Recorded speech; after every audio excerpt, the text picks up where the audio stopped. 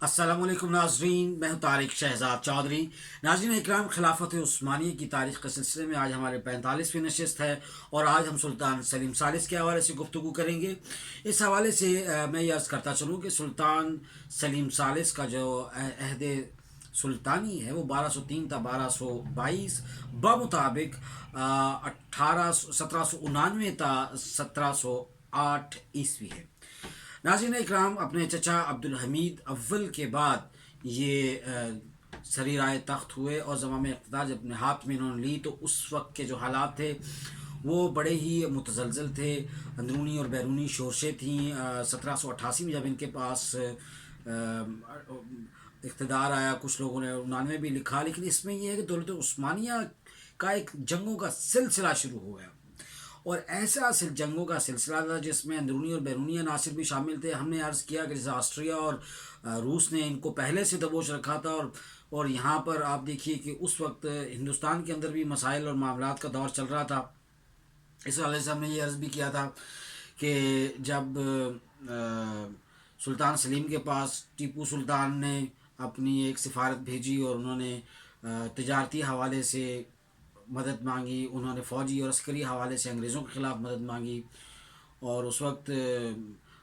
सुल्तान सलीम सालिस ने कुछ इस हवाले से तफ़क्कुर और तदब्बर भी किया, सोचा भी, लेकिन उनके दरबार के अक्सर लोग थे, उन्होंने इस हवाले से कहा कि मज़ीद यूरोप से दुश्मनी मूल नहीं लेनी चाहिए। इस पर हम इंशाल्लाह जब तफसील करेंगे, बात करेंगे, जब टीपू सुल्तान के अफ़गानिस्तान, ईरान और बिलखुसूस तुर्की के साथ जो रवाबित थे और उसने फ़्रांस से भी कुछ ना कुछ मांगा था कि यार मैं यहाँ पर अंग्रेज़ों के ख़िलाफ़ मदद मांगी और यही उन्होंने सुल्तान ने उनको खिलाफत की सनद दी कि आप वहाँ के सुल्तान हैं और अपने नाम का खुतबा पढ़ें, और ये इन्होंने यहाँ भी किया भी। लेकिन असल बात ये थी कि वो दो तीन चीज़ें थी जिसमें एक तो वो माहिर जो ज़मीन से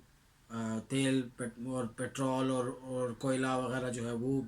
निकाल सके, ऐसे माहिरीन की तलाश थी उन्हें। कि साहब मुख्तसर दुश्मनों से उन्होंने जंग रही, मकबूजा इलाके जो इन्होंने वार गुजार भी करवाए, उन्होंने कुर्रम के वो इलाके भी वापस लिए। अपने वाले साहब की जो इनकी जो ख्वाहिश थी इससे कबल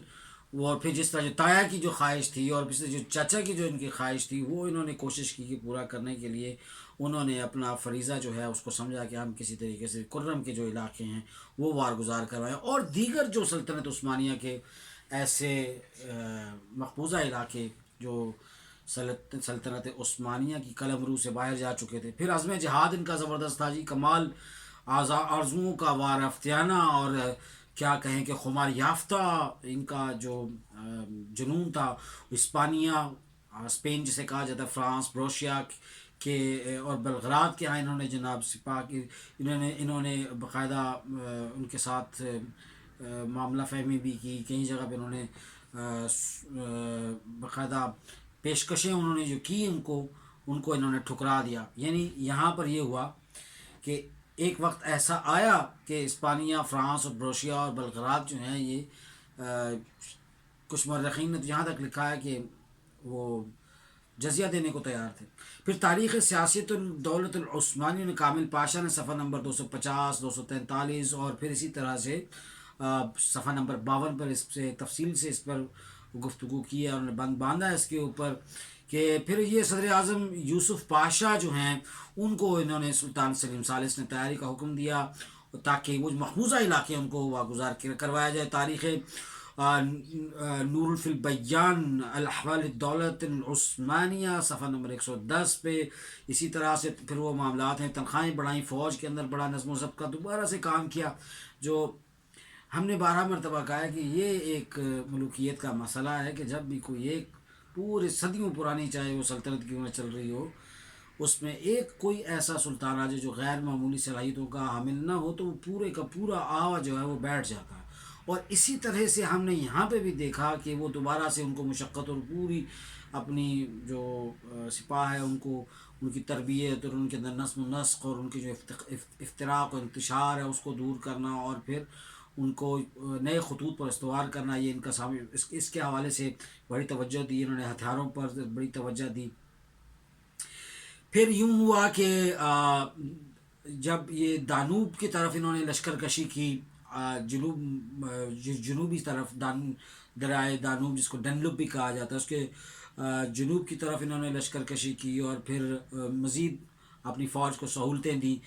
بہرحال یہ ہے کہ اپنے انہوں نے قدیمی دوست جو تھے، ان کے عہد میں دوستوں کے ساتھ جو عہد پیمائی والا معاملہ ہے وہ ہمیں نظر آتا ہے۔ حسن پاشا کریدی اور کو امیر البحر بنایا، اور پھر جو سابق امیر البحر جو تھے حسن پاشا کو وہ انہوں نے اختیار دیا، اس کو نائب بھی بنایا، پھر بری فوج کا سربراہ بنایا انہیں، اور اسماعیل جو تھے اسماعیل کو شہر کی مختلف شہر ان کے حوالے کیے، اور اسی طرح پھر موفق بالعروب اور بالموفق جیسے نامی کتاب جو ہے من دولت العثمانیہ کے صفحہ نمبر 68 69 70 میں یہ بڑی تفصیل کے ساتھ اس حوالے سے ذکر ہے کہ اسماعیل نے کس طرح سے سلطان سلیم ثالث کی مدد کی، اور یہ دوستی جو ہے یہ تبدیلی ہوئی، دوستی اپنی جگہ پر تھی، پھر حسن پاشا جو ہے وہ ان کے بعد پھر مطلب اس طرح تبدیلیاں بھی کرتے رہے وقتاً فوقتاً، یعنی اصل اسلوب جو تھا وہ اخلاص جو تھا وہ ان کا سلطنت عثمانیہ کی توسیع تھی۔ اور پھر اسی طرح سے اسماعیل سرہنگ نے تاریخ دولت العثمانیہ کے صفحہ نمبر 235 میں اسی حوالے سے ان کے تعلقات کا لکھا کہ انہوں نے کوزی کو واپس لینے کے لیے سلطان نے حسن پاشا کو یہ ذمہ داری سونپی، اور خیر عثمانی فوج کو اس میں شکست کا سامنا کرنا پڑا۔ روس اور آسٹریلیا تیاری سے نکلے اور بلغراد پر پہنچے، ان کے جب یہ بلغراد پہنچے، بلغراد بھی ان کے ہاتھ سے گیا۔ پھر یہ سیاسی اور سفارتی محاذ پر بھی کوئی زیادہ کامیابیاں حاصل نہیں ہوئی، اور پھر ہم دیکھتے ہیں کہ روسی جرنیل جو ہے وہ سوتاروت، اس نے آسٹریلیا کے جرنیل اور آسٹریا کا جو جرنیل تھا اس کو کوبرک کہتے ہیں، تو کوبرک اور جو سوراروت ہے اس نے جو خوب سلطنت عثمانیہ کی جو سپاہ تھی ان بیچاروں کے بقیے ادھیڑے، اور پھر معاہد ہوا ایسا ہے کہ معاہدہ سوید سامنے آیا، جس سے یہ معاہدہ سوید کے بعد یہ صاحب طے پایا کہ اب ہم روس کے خلاف تو جنگ جاری رکھیں گے، لیکن اب یہ اصل میں یہود و نصارہ جو ہیں کبھی بھی مسلمانوں کے دوست نہیں ہو سکتے، یہ بات ہمیں پتہ نہیں کیوں نہیں سمجھ آتی، اور اس کے لیے ہمیں کتنا انتظار کرنا پڑے گا اور کتنی دہر شناسی کرنی پڑے گی۔ تو اب جب یہ سارا معاملہ ہوا، پھر یورپی جو ایک موقف تھا وہ یورپی معاہدوں کی ایک باقاعدہ تجدید ہوئی، اس میں پھر وہی بات ہے، بروسیا نے اسے خوش آمدید کا، وہ روس سے ڈرتا تھا کہ یہ نہ آ کے پڑ جائیں ہمارے اوپر۔ پھر سلطان نے اخلاق اور بغداد کے راستے آسٹریا کی سرحد کے قریب درائے آرمینک کے پاس یہ سلطان دوبارہ جب پہنچا تو وہاں پر پھر یہ ہوا کہ آسٹریلیا فوجوں کا اچانک حملہ ہوا، وہ آسٹریا والے بڑی تیاری کے ساتھ آئے ہوئے تھے، اور عثمانی فوج کو اس کو معرکہ یوزا بھی کہتے ہیں، یوزا بھی کہتے ہیں، یوزا بھی کہتے ہیں یہاں پر۔ میں حوالہ دیتا ہوں، تاریخ دولت العثمانیہ کتاب ہے عبد الرحمن شرف کی، 110 اور 120 صفحہ نمبر 211، اس پر تفصیل سے انہوں نے سارے حالات و واقعات کو لکھا ہے۔ 1792 میں عثمان جو ہے وہ عثمانی جو بحریہ ہے اور عثمانی جو بری فوج ہے ان کو بڑے مسائل کا سامنا کرنا پڑا۔ اسی دوران 1792 میں 15 جمادی الاول 1206 کے مطابق 9 جنوری 1792 کو یاز شہر کے قریب روس کے ساتھ امن معاہدہ ہوا، اور ایسی حالت میں کمزور معاہدے ہی ہوتے ہیں جو کمروں میں بند ہوتے ہیں، معاہدے وہ کمزور معاہدے ہوتے ہیں۔ انکشاریہ یہ اسٹیبلشمنٹ اس کا فتنہ آپ کے سامنے آئے دن توڑ جوڑ لوگوں کے اندر، ان کو توڑنا، ان کو ڈرانا، ان کو دھمکانا، اور بیرونی طاقتوں کے ہاتھوں کٹ پتلی قسم کی یہ تنظیم جو کسی وقت سرمایہ افتخار تھی دولت عثمانیہ کا، اس کا یہ جب حشر سامنے آیا تو پھر آپ دیکھیں کہ مغربی فوجی تربیت جو ہے مغربی بنیادوں پر فوج کی جو تربیت ہوئی، اور خیر یہ بھی ایک سلسلہ تھا، اس کو پتہ نہیں کیوں نہیں قبول کیا۔ اس حوالے سے تو یہ بھی باتیں ہوتی ہیں کہ پرنٹر جب آیا تو انہوں نے پرنٹر چھاپا خانہ نہیں لگنے دیا عثمانیوں نے، کیا مطلب وہ اس کے پیچھے یہ وجوہات تھیں،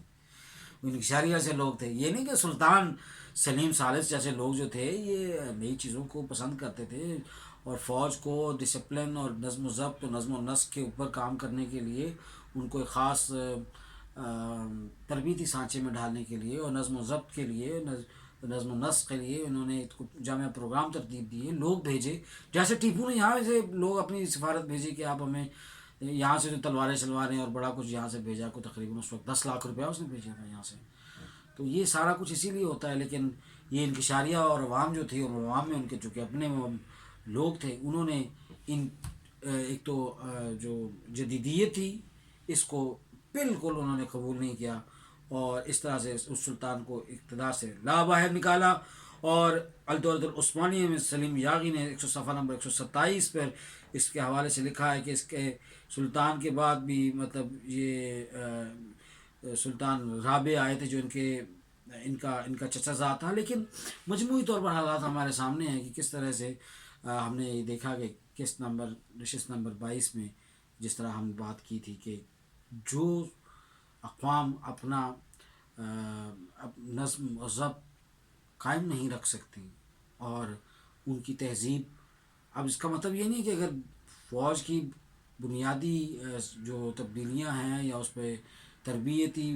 چیزیں جو ہیں، ہم نے دیکھا لڑنے کے بعد آسٹریا روس سے پتہ چلا، لڑنے کے بعد پتہ چلا کہ کیا ہو رہا ہے نیا. تو وقت کے ساتھ جدید تقاضوں سے لیس ہونے کی بڑی ضرورت تھی، اور یہ نہیں ہو سکا. جب یہ نہیں ہو سکا تو سلطان سلیم ثالث جیسے لوگوں نے اس کی ضرورت محسوس کی. اب وہاں پر کنزرویٹو یا قدامت پسند لوگ جو ہیں انہوں نے اپنا یہ آپ کے سامنے سلطان کو اس ان کے عہد حکومت کا خاتمہ کیا. ناظرین اکرام، یہ تھی ہماری قسط نمبر 45. انشاءاللہ اپنی نئی قسط کے ساتھ، نئی نشست کے ساتھ دوبارہ آپ کی خدمت میں حاضر ہوں گی. تب تک اجازت دیجیے. اللہ حافظ.